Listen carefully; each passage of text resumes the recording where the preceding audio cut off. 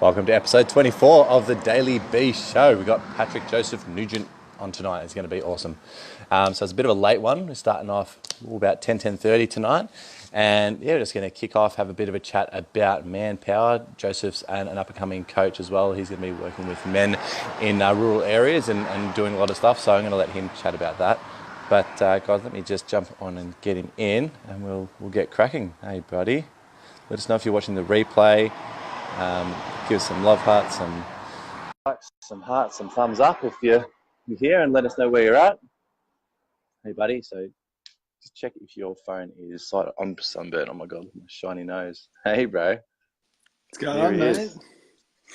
The man, the I myth, think the that legend. might have been the quickest transition into the live. The Daily B. I reckon you got yourself a record, bro.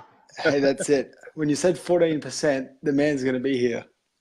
Yeah, boom. So, yeah, look, we've got a limited time, limited battery, but we're going to make do with what we got. And if need be, I highly predict that there'll be a round two go around as well. But yeah, man, look, that is a record. Fucking A. On lickety split. That's it. So, Paddy, tell the people that are watching, people that don't know you, haven't connected with you yet, who you are and what you're doing, man. So essentially for myself, I've come from essentially a mining background. It's a big difference for me in where I am now to where I was, going back 5, 6 years ago. I grew up in the mines, small mining town, typical mining community, rugby league and coal were about the only two things that are, operated throughout our area. And for Did you me, grow I up in a mining town? I was in the mines Yeah. for 10 years. Okay. As a kid, though, you grew up in the mining town as well, or? Yeah, 20 years I was in a mining town. Yeah. Wow. Okay. Cool. Pretty much my whole life up until about 20, I'd say about 26. Yeah. No shit. Yeah. Okay. Wow. All Yeah, right. That so is another upbringing.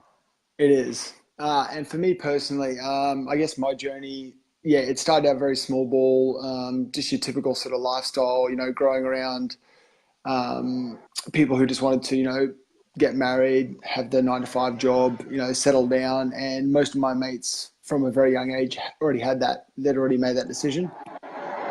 I actually sort of finally got out of my hometown after 20 years, like I said, and ended up overseas just on a whim. And that was my first sort of, I guess, challenge to really going outside of the norm for me because I quit my job. I left my family. I didn't know what the fuck I was going to do. I had no intentions of working while I was over there. And I went Yeah. from being a electrician in the mines to then teaching kids that are as young as I think like 6 months for like ABC and the fucking color yellow and red and shit like this in China. So Yeah. Wow. No it shit. was a massive journey. And then to the point now, for me personally, I've done a full 360. I've now sort of transitioned into wanting to do men's transformational coaching and largely around sort of helping out fathers. That's my main sort of niche and where I wanted to look at. Yeah. For me, it's kind of getting that sort of stigma around fatherhood and parenthood brought out, where we all believe that we have to have the answers and, as men, we feel like we need to be in control a lot of the time. So I'm just wanting to really dig deep with these Yeah. guys and make them sort of get a better understanding.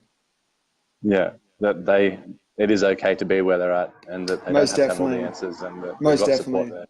They don't have to Yeah. fucking have that tough guy mentality of, putting all the bread on the table and always having to have everything and be in control. They can, take a step back, embrace their feminine side and, be in the divine masculine and the divine feminine. They don't have to have that bullshit of, oh, I have to be the controller. So, and I've Yeah. been there Okay. before. I've fucking been there. Can you share, bro? Paint a little bit of a picture for people about what it's really like for guys growing up in those out in the mining towns, out in the small country towns. I'm from a small country town as well, not as rural as the mining towns, but I guess there was a mine 30 minutes away from where I was as well. So, Yeah. yeah, paint a bit of a picture for those that don't know, and just to let some of the guys out there know that who you're speaking to as well, of what they're going through, the challenges, the pains, yeah, and what you went through in that sense. That's a good question, man. For me personally, growing up in that community, growing up in that sort of space, what I was exposed to on a daily basis from the get-go was one, and this is one of the biggest ones, you get used to a certain lifestyle of like swearing and sort of that rough exterior. You've got to sort of put on that face of, I've got to be owning my shit. Like, I can't be vulnerable. I can't be in a situation where I'm allowed to express my emotions. And it's a classic cliche in those areas because just like my dad, just like his dad before, every person had that sort of blue collar attitude of, stop being a fucking sook, pick yourself up, get your shit done, go home, Yeah, earn your paycheck, and click back in. And yeah, growing up in that mentality for me and my mindset, it put me in a sense of I didn't sort of appreciate being a man in a sense. Like yep, I was exposed to a lot of this stuff where, even derogatory sort of stuff towards women and, that sort of wolf whistle mentality you see in the construction sites, that cliche thing you see in the movies, that was rampant still. There'd be a yeah, lot of times where, definitely. women were objectified and things like that. And, it's like that locker room talk as well. But, Yeah, it was commonplace. And for me, it kind of went throughout my sort of teenage years. 100%. Yeah. Yeah, and so on that note, right, I know there's a lot of suppressed energy, like you said, like both masculine and feminine is just sort of mixed and matched and not really acknowledged. But can you share a bit about how that showed up for you, maybe as well, and when you really took that moment to hold up the mirror and really acknowledge your own flaws and acknowledge those patterns and those programs that had been inbuilt in you, and what that was like to really face for the first time and then overcoming them? In the sense of the mining. Yeah, Yeah. in the sense of like the patterns and the behaviors like that. Yeah, that need to be that quote unquote pseudo masculine figure. And Yeah. For me, I guess the defining moment, and it actually came after I left there, because I really sort of kept that mentality the whole way through. It was when I actually stepped away from these guys and sort of had a look back in at myself in the metaphorical mirror, and also sort of seeing where these guys were going in their life. That it really started to change for me, and it was at a defining point where I actually had my first child. And I'll explain how this ties back into it. It was because for me personally, up until that point, because my dad and his friends and all my other friends had that tough guy exterior, I didn't know anything different. That was inbuilt in me. That's exactly who I was. And I'd always been putting up a wall. I can't show my emotions because if I do, I'm going to let down my dad. I'm going to let down my friends. And are they going to be accepting of me, or am I going to be objectified and hung out to dry? yeah, And for me, it was at that point that I realized, you know what, if this is who I'm going to be hanging around with, if this is who I'm going to be putting myself, with on a daily basis, is it really worth it? Are they yeah, really going to, do I really want to hold space with these people if that's where they're going to be going in their life, where they don't want to, open up? yeah, And having my first child, it allowed me to really sort of understand because I was a stay-at-home dad for 2 years. So that was yeah. a big Okay. culture shock as well, where I went from, Yeah. always earning a paycheck, always being in the mines, always being that provider, even if it was just to myself at the time, and helping out How my do people family in react a to time that? of need. How do like your For dad and me, other people around you react to that? for them, naturally, my dad, his first thing was, obviously with having a child, super stoked, naturally, but his inbuilt programming himself went into providing, providing, providing, providing. How are you going to provide? How are you Yeah. going to provide? Panic stations. Do you need help? Things like this. And for me, it was a huge challenge and a huge culture shock going over there, not having that support, not having that financial security, not having that sort of group of people to actually, sort of bounce off. And Yeah. it helped though to actually sort of break the shackles of that, sort of cliche idea of what a man's supposed to be, and actually embrace my feminine side as well. I was staying at home. I was, looking after the housework. I was, looking after our son while my wife was going to work. And Yeah. it was a big shift because for me as a man, my ego started coming up. Here I am sitting at home. I'm not being able to provide for my family. What a pussy am I? Like, why am I not stepping up? Why am I not doing my part to help out? But I was in more ways than one. And what was it? What was it that I'm just going to jump inside and plug my phone in so we can keep talking. And if someone Yeah, comes that's a out good and man. yells because we're being loud, well then, we'll act accordingly. But otherwise, we'll just make do with what we got. Yeah, that's a good man. So what I wanted to ask was, what did it take, and how was it going through that realization of feeling those feelings? Because I can resonate with them on a certain level, but what was it that transformed them into one of acceptance? For me personally, I believe it, and it wasn't easy. It fucking wasn't easy. Like it took a long time for me to sort of take that mask off of having to have that bravado and that that sort of classic thing of I need to be the provider. For me, it was just realizing that having the actual opportunity to be with my son and actually Yeah, seeing him grow up and actually being there for him in those moments, yeah, so that true. was more to me than actually having to go out and and just do a meaningless job in order to think that that was what I needed to do to make my wife happy and my family happy and everything else. So Yeah. I kind of took a step back, and rather than doing it for everyone else, I did what I believed was, and my wife believed was the right decision. So what you're saying, I'm going to talk a bit. Can you hear me okay? Yeah, of course, man. Okay, cool. There's an apartment right there. All good, man. um, so what I'm hearing right is that when you decided to express yourself and be yourself and make decisions for your best interest, that's when all those insecurities just got washed away. Most definitely, man. Yeah. I mean, for me Awesome. personally, the biggest thing is, and this was obviously something that we were going to talk about tonight with the whole procrastination and things like that.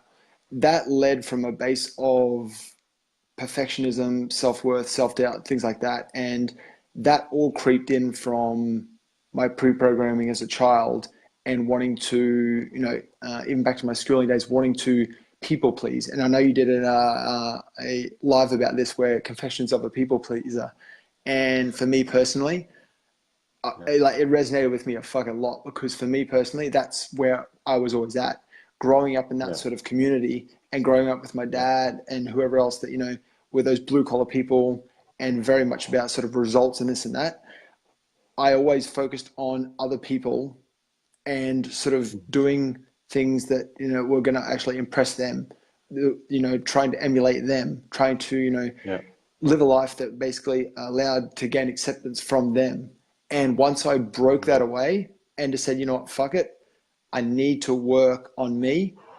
And if I fuck up, which I'm going to, because have no what the fucking idea I'm doing, first time dad in a foreign country, I don't fucking know anyone, I don't know the language, but I'm gonna give it a fucking red hot crack. And if it works, and at the end of the day, I'm doing me, and that was the Yeah. most important thing. And and I believe that that's what people need to understand is, just fucking trying to please other people first before yourself is going to fucking always end Yeah. up in the worst situation.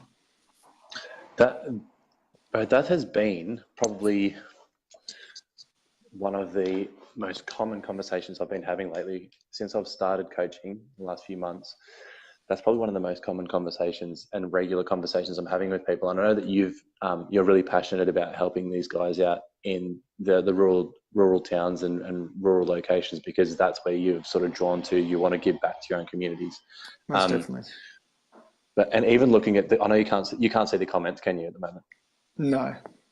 No. So, bro, there's people on here that are resonating with you 100% from all walks of life, and what you're speaking about is so universal as well, like from everyone that I've spoken to, and especially that feeling of needing to behave and make decisions based on keeping other people happy around us. And it's our biggest fear, like as human beings, our biggest fear. It is not going without love. It's not going without food. It is not being accepted by our tribe and being shunned and being an outcast. And that is why we do everything in our fucking power sometimes to keep people happy and cover everyone in this cotton wool and make sure everyone's smiling around us. But what we forget to recognize is that our biggest pains, when we look back, we're like, thank fuck I went through that, because it's made me who I am. And so in the moment when we're trying to make everyone happy, we're actually stopping and hindering them, because we're taking away their opportunity to grow from maybe a pain that we're going to cause. And so it's not about stopping people from feeling pains or making everyone happy. It's about fucking being your fucking self, bro. Like what you're doing and what you're That's saying. it, man. Being real, being fucking real. Keeping it fucking real, yeah. That's it. So what are some stuff, I guess, that you've recognized, that you've sort of taken on board, some tools that you've been able to utilize to really step into your own power and become the best version of you and start being you and not be so hindered by other people's judgments and feelings around that? For me, a big one was, I guess, going back from when I was talking about the people pleasing thing and procrastination, tying all into it. For me, I actually, from a young age, probably in my teens or early 20s, I was a person who often felt like I needed to chase the next sort of thing over and over again. And the people I was hanging around with, I felt like I needed to emulate them, because I'd see on Facebook or on the newsfeed or whatever that one of my good mates was going ahead and, doing really well. And all of a sudden I'd be like, I need to chase him, or I need to chase her. I need to be like them because look how happy they are. And I call it sort of a case of dream chasing, because Yeah, I would that's so literally good. I would literally be like, okay, I need to emulate this person. That's how I'm going to be happy. Look at them. They're having the best time of their life. And then I would try and do it. I would fail. And then I'd go back into my darkness again. Fuck, And for right. I can me, relate so much. it literally became an addiction. It literally became an addiction for me, because I would hop from one thing to the next, trying to find my why, my vision, and it would always fall flat. And then I would go back into my spiral of, sort of short-term depression, and then I would jump back out of it again because I seen somebody else doing well. I've got fuck, this week I want to be a firefighter. Next week I want to be an astronaut. Next week I want to be the next Bill Gates. And it was literally happening, from about 18 right up until about 31. What timeline was that cycle that you're on, do you feel? Sorry? How long was that cycle, do you feel? Honestly, like I just mentioned, I believe it was probably from about my late teens right up until I would say I got back from China, which is about age 31. I mean, It it, yeah, it continued that so way. for example, with me, Oh, I, for I each can of relate to it a those, lot. yeah, yeah. Yeah, It so it I would was about happen. 3 to 6 months, I would do that. Boom, boom, boom. For me, it would probably happen. It would happen quite regularly. I'd probably say on a monthly basis, I'd go through sort of, Yeah, yeah. wow. It was quite occurrent. And my biggest thing that I got out of it was, when I really analyzed the situation, and this took a long time for me to realize, I looked back on why I felt that way at the time, and I could understand it's because I knew nothing. I had no fucking idea where I wanted to be or what I wanted to do. And I took a safe job to begin with, because our whole family came from a mining background. As an electrician, it's a safe job. Everyone needs, that trade. It's easy. You can always go back to it. You can always get it. So I took that as a safe job. I didn't fucking like it at all. I just did it because I fucking got a lot of money from it, and allowed me to travel the world and gain a lot of life experience. And when it came back to it, fast forwarding till now, age 32, going back about last year is when I really understood that for me, the people I was emulating, they were great mates and they still are to this day, but they weren't the people that were going to get me to the next level. They weren't Patrick. They weren't you. Like, no matter Exactly. how awesome someone is and what they're doing, like, Exactly. I've got And they, awesome mates, but no. exactly. And they were doing great and they were winning in life because they were doing them. Hmm. Yeah. And for me, by actually hanging around the right people, by hanging around people that wanted to challenge me and, and trigger the fuck out of me and, and see me do well, it actually made me take a back step and realize that for me, there's no point going ahead and actually trying to chase that next dream, because I found, my purpose was to look deep inside and realize, hey, look, I've been through all this shit. And I can guarantee that there's been another fucking million, 2 million, 10 million people in this world that have been through the same thing. And all they need is another person to just be real as shit. Just come on, Yeah. speak from the heart.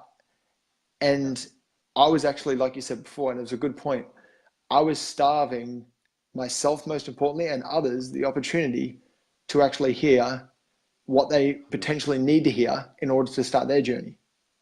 Yeah. Yeah. And, and I didn't believe that. I was thinking, like I was being selfish. I'm like, well, nobody's going to fucking want to hear my shit, because at the end of the day, I don't even know what I fucking want to do. I don't want to hear my shit. So it's like, why are they going to want to hear it? And, Yeah. there is one person out there that might have needed to hear it Yeah. to start their journey. So for me personally, I just think that, yeah, it took a long time to realize that, because I wanted to always make sure that I was doing the best yesterday. I didn't want to wait. Yeah. Yeah. Yeah. And is that in those cycles? Is that where you found yourself procrastinating? Like when you got into that, it's like mini states of depression. Is that where you found a lot of that happening, or? Yeah. So for me, the procrastination sort of led from the self doubt and the self sort of awareness that I was good enough, and I would tend to procrastinate because when I was aiming to do these things that everyone else was doing, I'd go into it and go, okay, cool, let's get started. And then my biggest downfall that linked in with procrastination was I'm a fucking huge analyzer. I would literally analyze the instructions on how to, install a fire alarm. I would like analyze the instructions on fucking, what I should order. I was the sort of person that would buy something and then literally analyze why I bought it and then actually try and talk myself out of being happy and enjoying the thing that I bought. Yeah. Wow. I would Oh, try, shit. like, it just went really fucking rampant. And for me, that's when I just sort of got to a point where I was getting called out by my wife, by my family, by my closest friends, and I would get straight on the defensive. I'd be like, don't tell me what to do. Like I know what I'm doing, but they were trying to help me out, and it's like it was just like, no, you're not. So for me, it took a while for that to happen, but yeah, there was just a defining moment for me that actually allowed me to get past that, and that was an incident that happened a while ago, and it was actually when I was involved in a car crash, and Okay. it goes back probably about 2 months. And it's kind of weird that it actually worked this way, because I know it's got nothing to do with procrastination, but it really set me on the path of just Everything fucking ties in. making a decision. And yeah, my boy was actually in the car Wow. when the car crash happened, and it fucking rocked me to the core. I literally, to this day now, even though it was only about probably 3 months ago, I can't remember what happened really. I can't. Yeah. And for me, all I can remember when I do think back about it was just that I was in a blubbering mess. Like I looked at my boy and I just broke down. I was on the side of the road. The woman couldn't console me. I was just destroyed. Like it rocked Yeah. me to the core. And that's when I realized that, procrastination and waiting around for that perfect moment and, trying to please everyone, trying to be someone that you're not, everything that we've talked about was just bullshit. There is no perfect moment. There is no, perfect moment to wait. There is, if you're trying to please everyone else, you're never going to be fucking happy. You know, you can only do you, and and that's all you can do in this world, because everyone else is taken. So, so That's it. yeah. So for me, that was my biggest moment that really sort of set me on this path. And that's, it wasn't long after that we started doing the 30-day Go Live challenge. We were doing the Yeah. King program, and and that Yeah. was a catalyst for me. That sort of threw me out of my Mm. comfort zone, because I procrastinated a lot even doing those videos initially, because I thought Yeah. people weren't going to want to hear me. I'm not fucking Stephen Hawking. I'm not fucking some fancy bloody, person with all the, the best words and, this and that. But I said, fuck it. I Yeah. don't care. I'm going to sound shit. I'm going to, be talking about bloody whatever, but it won't Yeah. matter because there's going to be one person out there that needs to hear that to get their day started. And that's all Yeah. that, that's where I sort of reached at this point in time. And what do you reckon about, I agree with you 100% with the one person, but what just came to me, which I hadn't thought of before, was that, and sort of on this line of procrastination, is that the first one person that needs to hear it is ourselves. The fact that we're committed to something, we're doing it every single day for 30 days, like even if no one watches it, we know that we've started that day or done it within that day, and we've committed to something and we've taken action, we've made some progress, we've done something where old fucking depressed, sad, shitty Matt would have just fucking lied on the couch, gone to sleep, not done fuck all and felt shit the next day. That's But right. the fact that I'd done it every day, it makes me feel fucking on top of the world. Did And I you will find that thank as you well? because you did call my bullshit out on fucking not doing another 30 days. So, and It here wouldn't we let me get are. away. Here we are. Here we are. Day Exactly 11, still right. going strong. Yeah, man. Yeah. So for anyone that hasn't heard or isn't a part of it, jump on the 30-day Go Live challenge. Come and challenge yourself. The processionary effect and the gains that you'll get from the benefits. Well, Paddy, how do you feel about what you've gained and the experience that you've gone through over the last 30 days from simply just doing one video a day? So simple.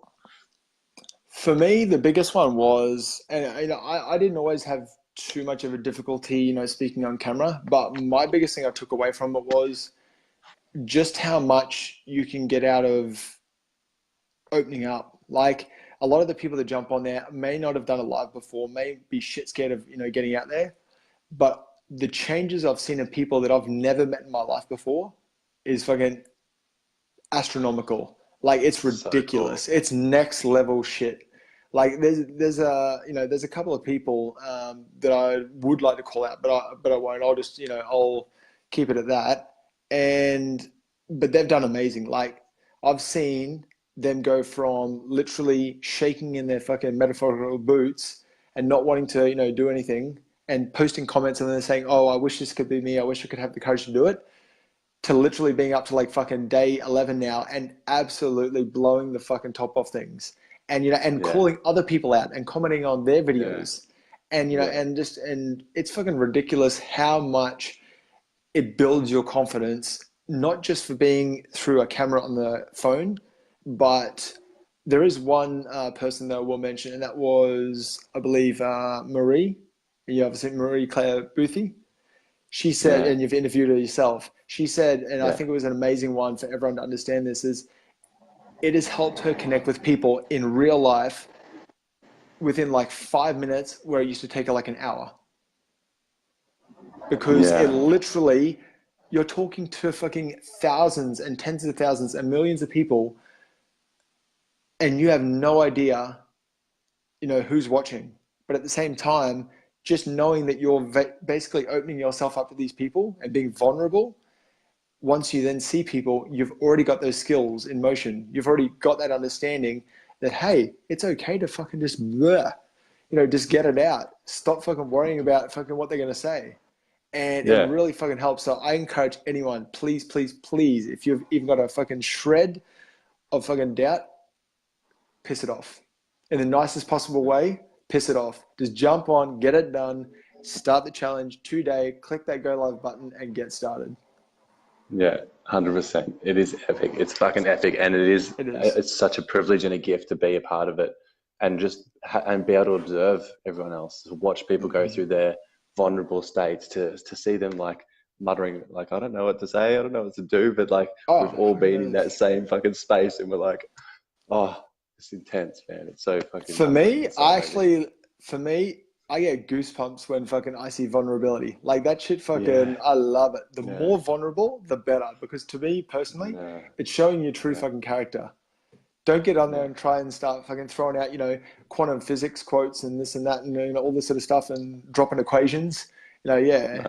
Just fucking get on there and be crazy. Fuck, get on You, there and yeah. do a dance. Start rapping. Whatever the fuck it is, who cares? It's funny you Just say do that. it. I was dancing in the kitchen the other night. I'm like, I should go live right now and just dance in front of a go live. Hey, we did it for the Love to King do that. program. Well, I did. I don't know Yeah, about you. I I did did it. too. That was gold. That was fucking gold. I won't sing though. I'll save everyone's ears. I will I save sung everyone. on. I can mute it and I'll just put like subtitles. That'll be a bit easier on everyone. I sung at the start of one of these because the second person wouldn't come on for ages. So I'm just like Ah, there singing you again.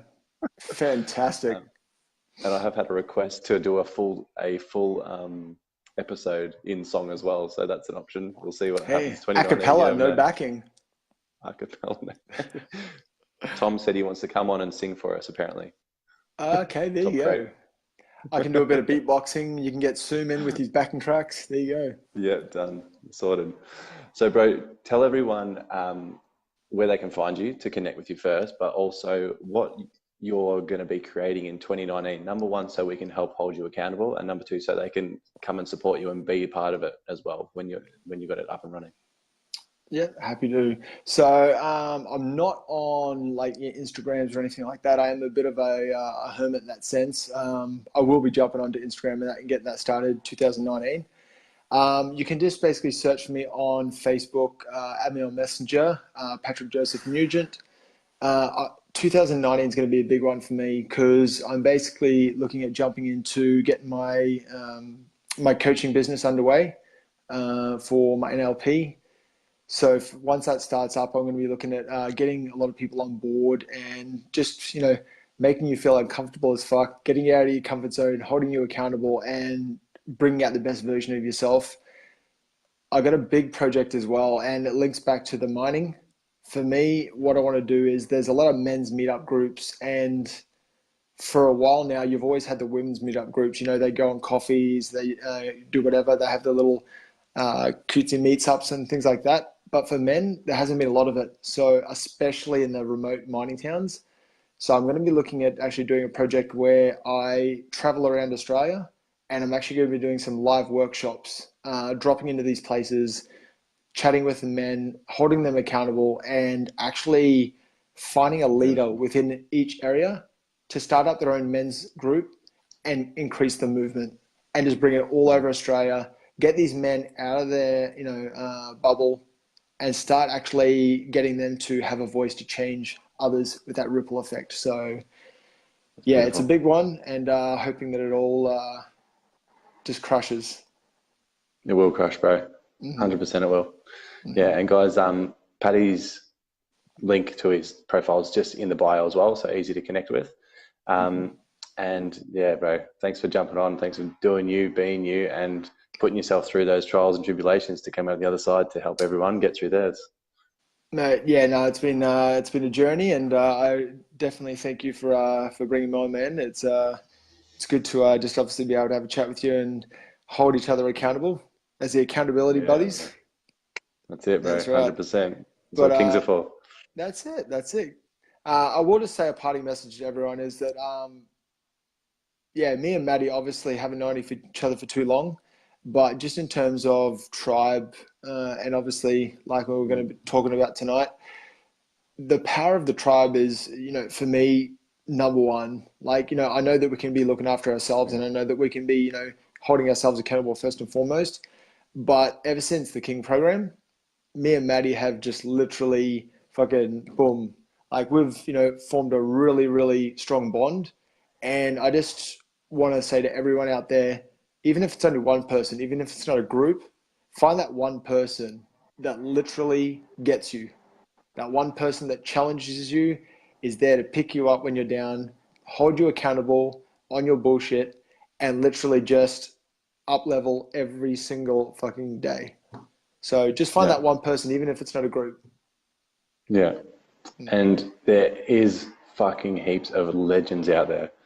Like I remember feeling pretty lonely. I remember feeling pretty lost, and like there wasn't anyone out there. But um, the more I took action, the more I put myself out there, it just opens up. People are waiting to be with people. People are waiting to be with you. They're waiting to find you. They're waiting for you to open up and let them in. And as soon as Mm-hmm. you start opening up and showing your vulnerability and letting people in, this is the connection you have. Like really, you don't make fucking best friends over 20 years. You make best friends fucking instantly. Mm-hmm. And there's so many of them out there for everyone. And it really is like your vibe attracts your tribe. And if your vibe is blocked off and closed off, that's why there's not people coming in. Okay, so it is so fucking scary. It's counterintuitive to open up and be vulnerable. I feel my emotions come up now because I'm fucking like, this is legit shit. Um, Mm-hmm. it is epic, man. It really is. And I'm so fucking blessed and grateful to have you and so many other amazing people come into my life, because I've just been this completely like a cracked egg, mate. I'm open, yolk spilling everywhere, and fucking people are just coming from far and wide. So it's, That's right. yeah, it's amazing. Don't resonate hate. That's what I can say. That's it, brother. Cool, man. Cool. Any last words of wisdom or love you want to share before we head off? But yeah, like I said, everyone, look, just literally, if you're feeling like you're lost or stuck or not sure where you want to be, um, just hit up, anyone, hit up somebody that you think is similar to yourself, that you might be going through things. I encourage you, most importantly, and I'm not trying to pitch it in the sense of, anything else for later on, but jump on this 30-day Go Live challenge. That's, I believe it's a catalyst to not only just getting yourself out of your comfort zone, but it's going to open up a lot of different other avenues. Because, if you're having problems with the relationships, if you're having problems with, public speaking, if you're having problems with just, connecting with your family, it's going to open up all of these ways, because, you might be sort of shut down with things, and you're going to open up and want to be able to be vulnerable and chat with them. And trust me, it has a fucking ripple effect. It really does. So much. I remember one of my coaches, he's like, we were working on my consistency. I just had this resistance to consistency. And he's like, Matt, just read one page of a book every day. Just do one page. Just tiny. It's like, you cannot fail at that, right? And so like, you really have to force yourself and try really hard to fail at that. But it's like, as soon as you create a consistency, it permeates throughout the rest of your life. And just doing this Go Live challenge, at least you've got that group around you. And I think you and me right now are sharing pretty clearly the vibe that is in amongst that group that we've got there. It's absolutely amazing, beautiful family. It's there to support and guide and hold your hand and encourage. And it's just fucking, it's beautiful. It's epic. So yeah, definitely jump on and allow that to permeate through your relationships, your career, your finances, your stresses, your whatever you've got going on. It will have an amazing effect. It is having an amazing effect on so many people. It's fucking cool to watch. Yeah. And for those that might not be watching this, if you feel like there's somebody else out there that might, not, see it tonight, tag them, share it with them, whatever else, and just and get them all in, because the more people that come in, the more this is going to blossom, and the more it's going to, be out there for everyone to, to get into. That's all I got to say. Cool, bro. Guys, if you want to work with Paddy, if you want to connect with him on Facebook, he'll there. Happy to chat to any of you guys. If you want to work with me further as well, I've got 10 spots left. Basically, I'm giving away throughout December, and I'm letting people jump on for a 40% discount as well into my coaching program. So hit me up, hit Paddy up if you want to catch up with him as well. And guys, thanks for joining us. Paddy, you're a legend. Love you lots, brother, and we'll catch up soon as well. Love you too, man. Have a good one. Talk soon.